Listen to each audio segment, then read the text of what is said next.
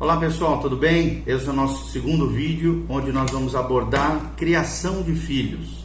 E nós estamos baseados hoje em Efésios capítulo 6. Efésios capítulo 6. Então continue conosco, aprenda mais sobre como criar os seus filhos no temor, na graça, na unção do Senhor, como ter uma criação saudável, equilibrada, abençoada do ponto de vista de Deus, do ponto de vista da Bíblia, do ponto de vista da cosmovisão, da perspectiva bíblica e da cosmovisão cristã, ok? Aqui Paulo está falando no capítulo 6 sobre o lar cristão, a relação filhos e pais. E o nosso tema é esse, criação de filhos, volume 2, ou parte 2, nosso segundo vídeo. Eu te convido a assistir o primeiro vídeo que nós temos aí no nosso canal, tá bom? A Bíblia Sagrada diz: filhos, obedecei a vossos pais no Senhor, pois isto é justo. Honra o teu pai e tua mãe, que é o primeiro mandamento com promessa, para que te vá bem e sejas de longa vida sobre a terra. E vós, pais, não provoqueis vossos filhos a ira, mas criai-os na disciplina e na admoestação do Senhor. Então nós vemos aqui duas funções: a função dos filhos, que é obedecer os pais, porque isso é justo, é agradável ao Senhor; honrar o pai e a mãe, porque existem pelo menos duas grandes promessas: primeiro, que a pessoa vai prosperar, vai bem em todas as coisas, e segundo, que ela terá longevidade, longos dias sobre a terra. E aos pais aqui, está nos dando dica de como criar os nossos filhos. Primeiro, não provocando ira aos nossos filhos. Nós falamos sobre isso no primeiro vídeo, abordamos um pouco de como os pais provocam ira na vida dos filhos, mas os pais devem criar os seus filhos na disciplina e na exortação, admoestação, no aconselhamento do Senhor. E é sobre isso que nós vamos falar, o lar cristão, a criação de filhos, e agora as causas dos problemas na criação dos filhos. Preste atenção, esteja aqui conosco, que a graça e a paz de Jesus venha sobre você. Certa vez, vários estudantes de psicologia com certeza já ouviram da história do garoto selvagem que foi encontrado perto da cidade de Aveyron, na França, no final do século XIX. Essa criança não conseguia se comunicar, agia como uma espécie de animal e aparentemente não tinha nenhum contato com outro ser humano. Por muitos anos ela não teve contato com outras pessoas, outros seres humanos. Então, com paciência, com determinação, um psicólogo francês chamado Itard empreendeu uma tarefa de tentar, praticamente em vão, reabilitar o garoto em sociedade. Se vivesse hoje, esse psicólogo Itard talvez não tivesse melhor sorte em seus esforços de reabilitação, mas teria muito mais dados disponíveis, até porque a ciência evoluiu, as pesquisas na área da educação, cognição, desenvolvimento humano, se desenvolveram. Ele teria muito mais dados disponíveis que poderiam ajudá-lo a entender por que os pais e os filhos têm problemas durante os anos de educação, da educação formal das crianças. Teorias complexas, sobre o desenvolvimento infantil e as psicopatologias, ou seja, as doenças, as enfermidades, os transtornos na área da psique, na área psicológica, descrevem como as pessoas amadurecem e por que surgem os problemas mentais, psíquicos e assim por diante. Então, especialistas analisaram as causas dos diversos problemas, como por exemplo o retardo mental, a depressão infantil, diversos transtornos de aprendizagem que as crianças podem sofrer, patologias na fala, rebeldia excessiva com relação aos pais, violência infantil, esquizofrenia infantil, e sobre as várias dificuldades que muitos jovens têm de se ajustar às mudanças frequentes ao longo da vida, como por exemplo o divórcio dos pais, períodos de hospitalização, onde a pessoa fica enferma, a adoção e outros tipos de estresse precoce, ou seja, que são realizados nessa fase temprana, mais cedo, da criança, do adolescente e do jovem. Então algumas pessoas podem questionar a conclusão de que temos aprendido mais sobre bebês e crianças nos últimos 20 anos do que nos últimos 2000 anos anteriores. As pesquisas evoluíram, a ciência evoluiu, a educação evoluiu como nunca antes em termos de dados e pesquisas a respeito disso. Mas a maioria dos especialistas, teóricos, concordam que quanto mais nós aprendemos, mais complicados parece que ficam os problemas com as nossas crianças e os nossos adolescentes. Então, algumas vezes, pais e filhos nem sequer concordam sobre o que constitui um problema. E ali já existe uma divergência entre pais e filhos. É o que espiritualmente a gente chama de brecha entre as gerações. Um pai pode achar que a desobediência é uma fonte de estresse familiar, mas o filho não vê problema nenhum nisso. Essa é a marca da nossa geração. Uma questão que não é problema numa idade, por exemplo, a enurese noturna, só se torna um assunto importante se persiste até mais tarde na infância ou chega até a adolescência. Algumas vezes, por exemplo, os vizinhos ou funcionários da escola podem achar que a criança tem um problema, mas os pais não concordarem com eles. Apesar dessas diferenças, há vários temas que sempre aparecem nas discussões sobre as causas dos problemas na educação dos filhos. Nós vamos abordar alguma delas. A primeira causa dos problemas na educação dos filhos é minimizar ou exagerar a importância dos aspectos espirituais. Vou repetir: minimizar ou exagerar a importância dos aspectos espirituais. Os livros de psicologia quase nunca reconhecem as bases espirituais no desenvolvimento infantil, mas para os escritores bíblicos e para os terapeutas, psicólogos cristãos, esse assunto é de suma importância. Os educadores cristãos veem que também esse assunto é de suma importância. Salmo 78:1, por exemplo, enfatiza que os filhos devem receber instrução espiritual para aprender a depositar a sua fé em Deus, lembrar da sua fidelidade e não se tornarem desobedientes, teimosos ou rebeldes aos seus pais e à sociedade. Talvez não exista nenhuma pesquisa bem feita que compare o comportamento de adultos que tiveram ensino religioso com aqueles que não tiveram, mas a Bíblia ensina claramente que a instrução bíblica sim é benéfica para as crianças. A sua ausência é certamente nociva. Agora, igualmente nociva, preste atenção no que eu vou falar, sem dúvida, é uma doutrinação rígida, exagerada, que enfia a religião na mente dos jovens, retrata Deus apenas como um disciplinador inflexível e enfadonho, e não dá espaço para que os jovens façam perguntas ou alcance autonomia e maturidade espiritual. É igualmente nocivo esse tipo de criação por parte dos pais. Segundo grande problema, na educação dos filhos é a instabilidade no lar. Talvez nos nossos dias esse seja o maior dos problemas, a instabilidade no lar. Ou seja, quando os pais não conseguem lidar com o estresse ou quando não se dão bem um com o outro, os filhos podem se sentir ansiosos, culpados e irritados. Eles ficam ansiosos por quê? Porque a estabilidade do lar está ameaçada, a paz está ameaçada. E culpados eles podem se sentir porque acham que são a causa das brigas e irritações dos seus pais. Porque geralmente são postos de lado em meio a esses conflitos, são esquecidos e algumas vezes até manipulados para tomar partido do pai ou do lado da mãe. É o que a gente chama, os especialistas na área de direito, de alienação parental. Quando a mãe faz a cabeça dos filhos e joga os filhos contra o pai, ou quando o pai faz a cabeça do filho jogando contra a mãe, falando, difamando e coisas assim. Existe até uma lei que ampara a criança nesse sentido e protege contra o pai ofendido, manipulador, que joga o filho contra o outro cônjuge ou ex-cônjuge. Então, algo que não pode se fazer com as crianças, hoje até é um crime, a lei já tem amparo para esse tipo de situação. Há situações também em que existe o medo de ser abandonado, A criança se sente amedrontada de ser abandonada, ou física, ou territorial ali, fisicamente, ou psicologicamente abandonado pelos pais.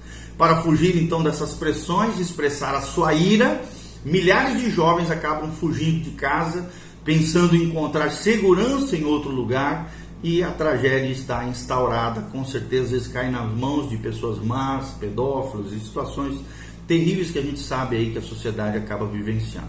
Alguns conselheiros de jovens, pastores de jovens, usam o termo crianças descartáveis para descrever as crianças que são vítimas da instabilidade dos pais E hoje nós temos uma grande geração de jovens, adolescentes, crianças com esse estereótipo de crianças descartáveis. Obviamente, do ponto de vista de Deus, jamais seriam isso, não deveriam ser, nem ser tratadas assim, mas infelizmente eles se sentem assim, crianças ou jovens ou adolescentes descartáveis, vítimas da instabilidade dos pais. A instabilidade no lar também pode gerar vários problemas de comportamento nas crianças.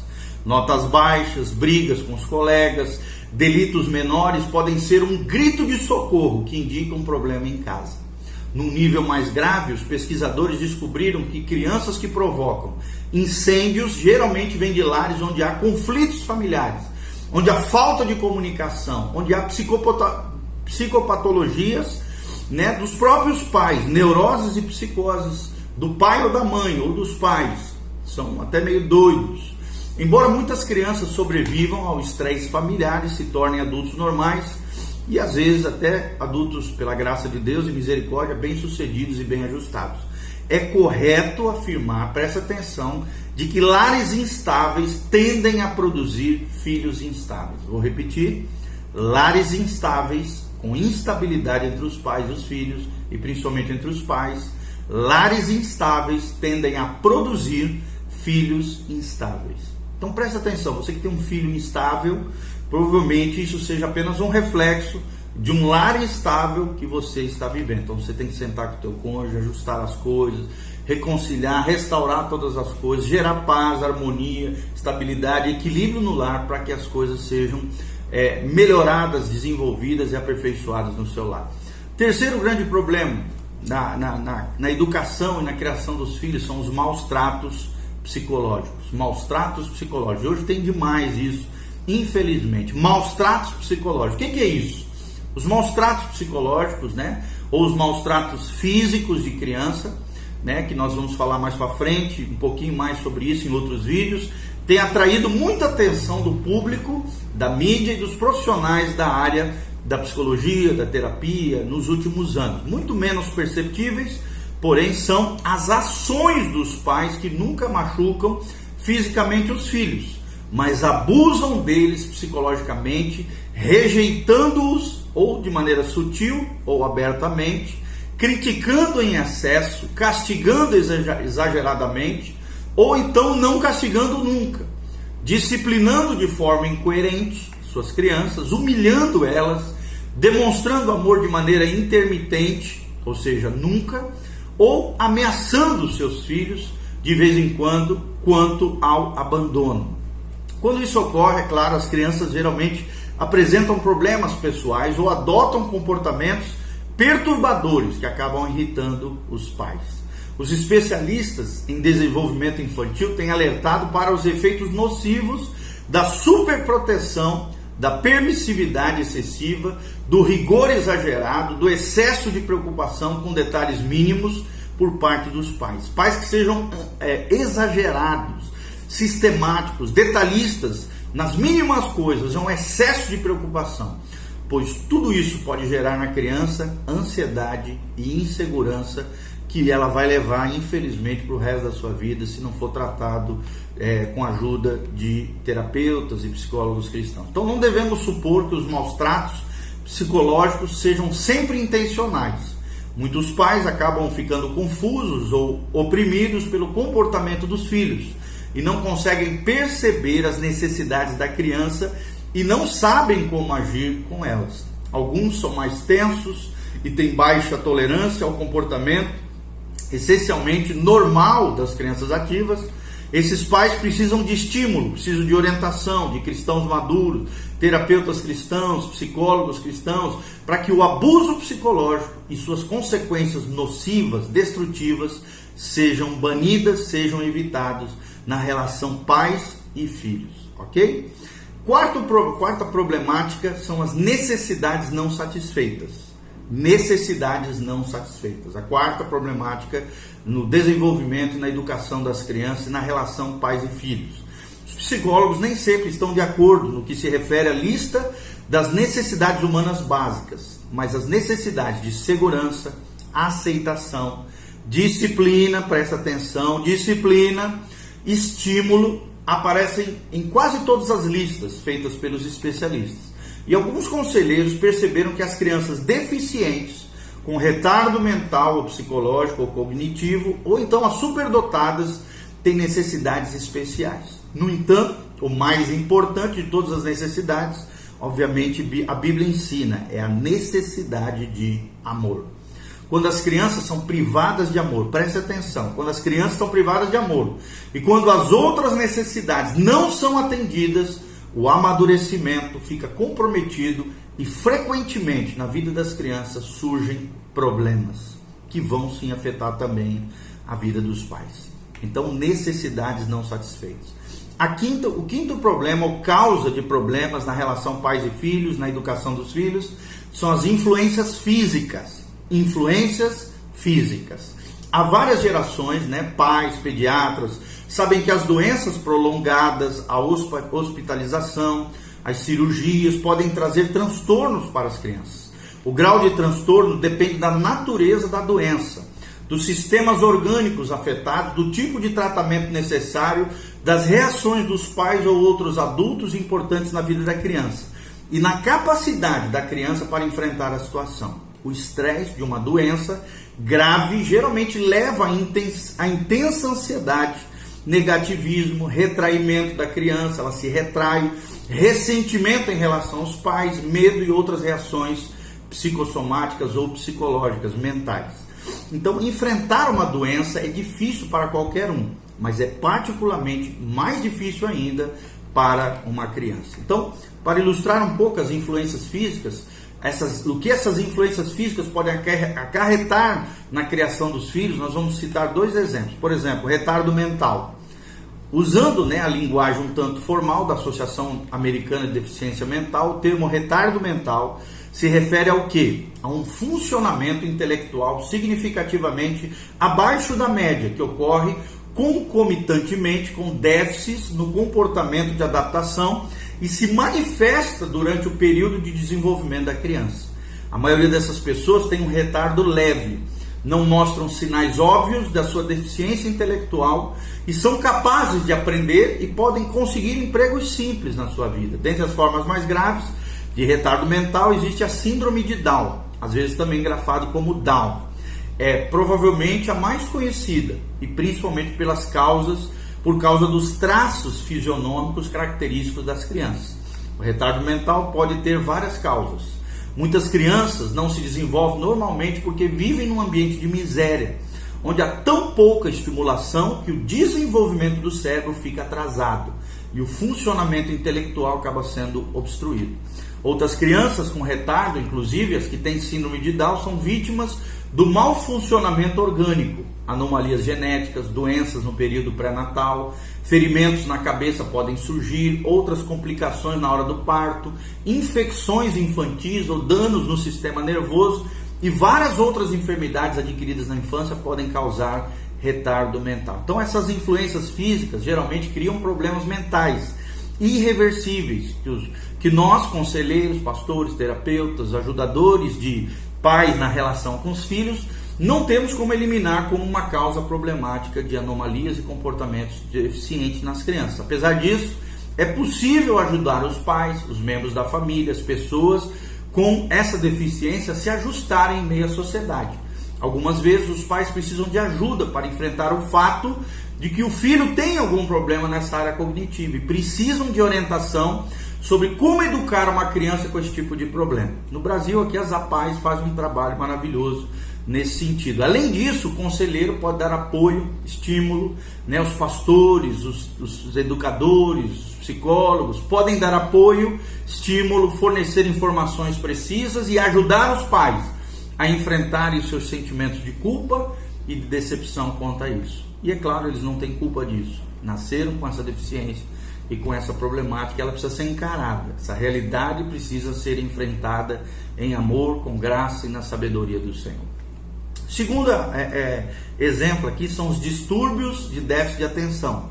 Estima-se que metade de todas as crianças que chegam às clínicas de saúde mental é levada por causa de distúrbios do déficit de atenção, o TDAH. Os sintomas geralmente duram a vida inteira, mas costumam ser detectados quando a criança chega ao ensino fundamental.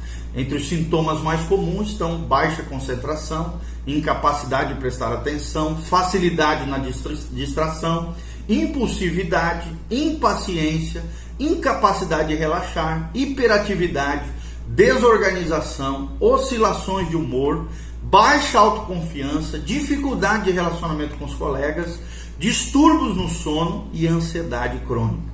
Essas crianças parecem estar sempre em movimento, como se tivesse um motorzinho ligado o tempo todo. E os professores e pais, educadores cristãos, muitos professores e até alguns pais acabam frustrados vivem mandando a criança sossegar e parar de ser tão irrequieta, mas para muitas dessas crianças isso é fisiologicamente impossível, porque elas sofrem com esse transtorno.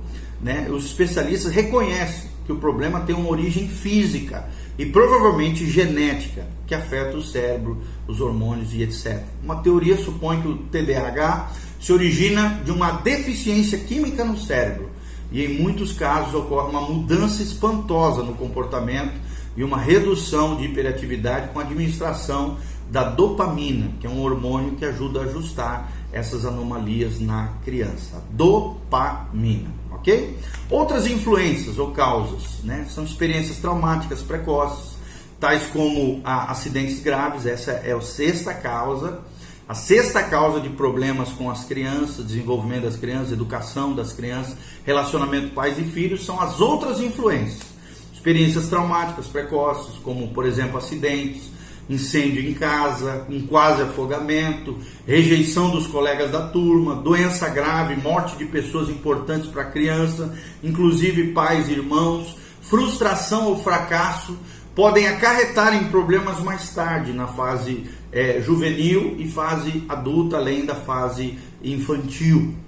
Como resultado dessas e outras experiências semelhantes, as crianças podem desenvolver conceitos errados a respeito de si mesmas, preocupação com o perigo, medo do fracasso ou até a rejeição, insegurança permanente ou uma atitude de violência e rebeldia. Ok? Então, dois fatos precisam ser lembrados quando pensamos em vários assuntos e problemáticas. Em primeiro lugar, parece que a maioria das crianças cresce normalmente, apesar dos erros e falhas dos pais. Em famílias com pais violentos, psicóticos, tremendamente pobres, há casos de crianças, às vezes chamadas até de indomáveis ou supercrianças, que reagem ao ambiente hostil, desenvolvendo competências extraordinárias. Situações domésticas adversas nem sempre produzem crianças problemáticas, apesar da maioria delas sim causarem esse tipo de situação. No segundo lugar, há situações em que o aparecimento dos problemas não se deve a alguma falha dos pais. Muitos pais se culpam quando os filhos se rebelam ou escolhem o mau caminho, mas às vezes o problema tem outras fontes. Os colegas, as influências externas podem exercer grande influência para desencaminhar uns aos outros, e algumas vezes os fracassos ou a rebeldia são tentativas de mostrar independência dos pais. Mesmo que os pais fossem perfeitos, ainda haveria a possibilidade de ocorrerem rebeldias e problemas com as crianças, com os jovens, com os adolescentes. Por quê? Porque as crianças têm seus próprios pensamentos e vontades. Tem pai que esquece disso, que o filho tem também livre-arbítrio, tem poder de escolha, tem a sua própria vontade. E às vezes se culpam de coisas que eles nem são culpados. Então, ninguém poderia ser mais perfeito que Deus. E mesmo assim, o profeta Isaías começa com essas palavras. O Senhor é quem fala, presta atenção. Criei filhos e os engrandeci, mas eles estão revoltados contra mim. Ou seja, o problema dos filhos nem sempre se deve a uma falha dos pais. O próprio Deus reconhece isso. No erro dos seus filhos, que a responsabilidade não é dele, mas sim uma rebeldia por parte dos seus filhos, um mau encaminhamento, a tomada de uma decisão errada, de uma trilha, de um caminho errado, por parte da revolta, da desobediência dos seus filhos. Então, o problema dos filhos nem sempre se deve a uma falha dos pais. Quem fala isso de maneira generalizada está num grande equívoco.